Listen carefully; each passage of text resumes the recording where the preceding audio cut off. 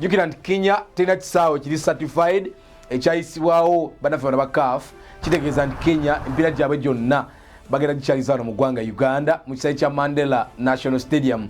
Eggwanga lya Kenya n'eggwanga erya Zimbabwe geemu zaabwe bagenda kuba bazikyaliza wali mu kisaawe kya Mandela National Stadium. So Kenya yemu ku training zaabwe ezasembyeyo mu ggwanga erya Kenya.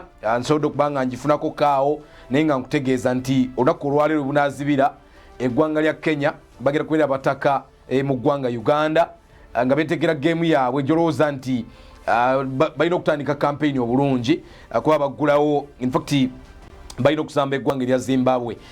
So bw'otundyamukko balina okusamba Zimbabwe then balina okusamba eggwanga erya Namibia naye yemu ku training zaabwe ezisembye mu ggwanga erya Kenya. Then very soon bagenda kuba batuuka mu ggwanga erya Uganda. So mpaka za Africa Cup of Nations qualifier tugenda mu international break amawanga ag'enjawulo agenda kuba gasamba emipiira gyago. Okay. Download the Salt Media app from the Google Play Store and the Apple App Store.